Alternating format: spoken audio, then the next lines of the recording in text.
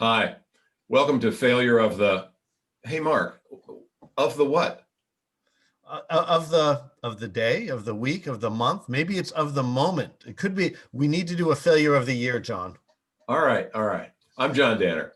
I'm Mark Coopersmith. We're the co-authors of The Other F Word, How Smart Leaders, Teams, and Entrepreneurs Put Failure to Work. And we also teach at the business school at UC Berkeley.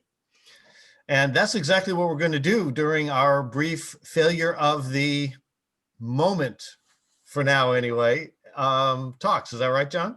Yeah, we've had so many readers of our book and students and various executives around the world ask us for ongoing commentary on failures of the, that we decided to just take a stab at this and put it together in a form of a very conversational podcast. So this is our first shot at it, right, John? Yeah, each episode we'll pick one failure each and talk about it. And let's get started. Perfect. Mark, what's your failure of the? All right, my failure of the moment is, it's a tough one for me. This is our inaugural conversation. I'm picking the state of California. What? As being in an existential failure moment right now. Yes, I am. And let me tell you what brought that forward. I grew up here. I met my wife here. I went to school here. I raised my kids here. I'm a California. I'm a Golden State guy through and through. But over the past few weeks, we've seen not just companies leaving, but these technology stalwarts leaving. We've seen Oracle and Tesla, Palantir, which just went public last year, is leaving. So there's a number of these that are leaving. And then there's the stalwarts, like Schwab is leaving the state of California. B of A and Wells Fargo have pretty much deserted us as well. So we're in the existential moment. So California, failure of the moment. Wow. California is the global epicenter of innovation in so many different areas. I agree with you. Some people are not going to be happy with it. Some people are going to come up with excuses to go someplace else that seems better at the moment. But, what is it that California needs if it's going through this particular existential moment, to quote you? Yeah. So there's a few things that brought this to the fore. One, of course, was the recent announcement. The second thing is that the impact of COVID. It used to be if you really wanted to innovate, you had to come to Silicon Valley for the venture capitalists, for all the innovators, for the icons of technology. But now we're all working from home. And we've done such a great job exporting innovation and innovation techniques that there's all these great entrepreneurial and innovation hubs around the world. So the question is Silicon Valley, is California as relevant as it once was? And I think that's the existential threat that we're seeing.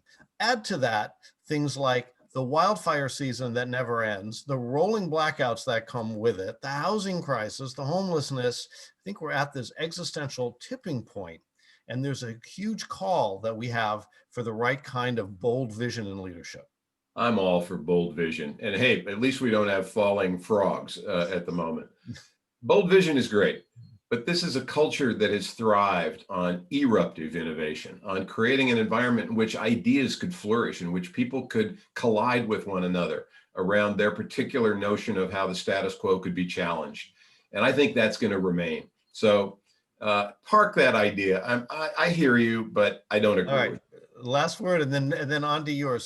So California will continue to be obviously relevant. The key thing is, what can we do to improve that value equation, to keep companies here, to continue to create all of these great places, things, innovations that have come out of California and Silicon Valley for the past 50 plus years. John, what's your failure of the moment? Well, I considered two. I considered Facebook's decision to allow ads in the Georgia primary as an example of a failure. It's a continuing failure. Facebook doesn't know how to manage what its role is in this society, continues to screw it up, in my opinion. But my real focus this week is on the Doordash IPO. Now, I love Doordash. I'm a customer of Doordash. This was a huge success, John. Why is this a failure? Listen, I like getting my meals served. I like Uber Eats too, but you can't make up a fatal flaw in a business model by simply scaling it. And the fact that this business got almost doubled in value from its original price, which indicates a failure of pricing to begin with in terms of not being able to anticipate the market. But independent of that, how does this business actually make money? How can it make money? This is not a UPS or a FedEx that can deliver all kinds of things at any time of the day, any place in the world. This is a restaurant meal delivery business. So I John, don't think you're going to make money on a per delivery basis. but And if you're John, not making it on a per delivery basis in a way that makes sense for the restaurateur, the delivery person, and the customer at the same time, how is it that you're going to have a success over the long haul? there's a great analogy, right? There's this little company called Amazon that lost hundreds and hundreds of millions of dollars every year for years, saying at one point they were going to be profitable. And look at them now from a valuation standpoint, one of the most valuable companies in the world. Yeah, good luck, Doordash, in becoming the next Amazon. Amazon had a vision to do, as their name suggests, A to Z, and they've always thought of their business as kind of recombinant DNA. They never fall in love with one particular version of how they put their pieces together.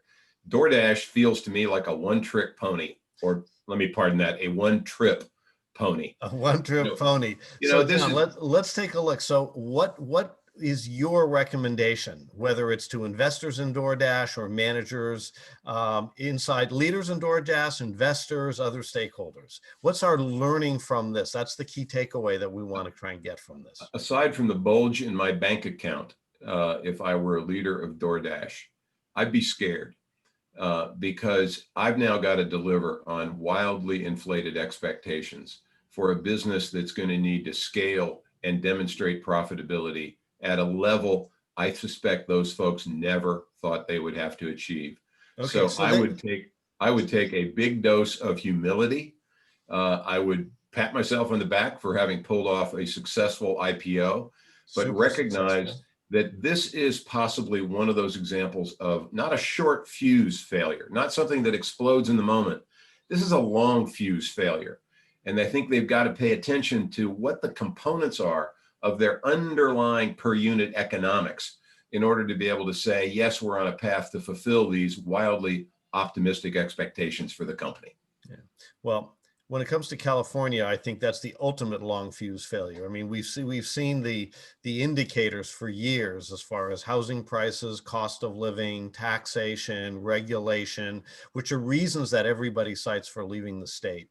But So, we've had yeah, a couple, hold on, give me a second, then it's back to you. But we've had a few recent announcements just in the past few weeks that have really shown a spotlight on people saying, do you know what, as much as we love it here in California, you and I, Silicon Valley, innovation and entrepreneurship, as much as we love it here, we're moving to Texas or Colorado or wherever it is that we're moving. you're piling on. You're piling on. So, Look, so, we wrote this book. We came up with this idea for a failure value cycle. What's the example in our failure value cycle that you think each of our failures of the indicate? well, when it comes to California, I think part of this, and we saw this as we go through from respect all the way to remember with the other steps in between. But we recognized these issues early within the state of California, our third state, our third step. Did we react? I think we've tried to react, but I think right now we need to reflect on those core elements, and that's what leadership is doing, but we need this bold rebound strategy. And I think it's the private sector and the public sector. I think it's trying to simplify as opposed to complexify so much of what we do with regulations and taxation, and allowing people to kind of breathe a little bit of that cleaner air and innovate again. For me, I think the Doordash IPO is an example of a failure to respect failure to begin with. That no amount of PR, no amount of hype, no amount of scale can make up for a fundamentally flawed business model to begin with. And that's where humility comes into play. I think recognizing, respecting the potential for failure embedded in the original idea itself, it may be the ticket to figuring out a better solution that hopefully can begin to satisfy those accelerated expectations for the future of that company.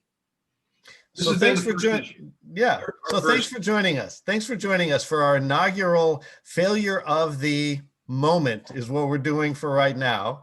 And check back as every couple of weeks, maybe more frequently, as the muse inspires us, we'll be back with our respective failures and what to do with them. John, last words. you can always turn failure from a regret to a strategic resource. See you next time.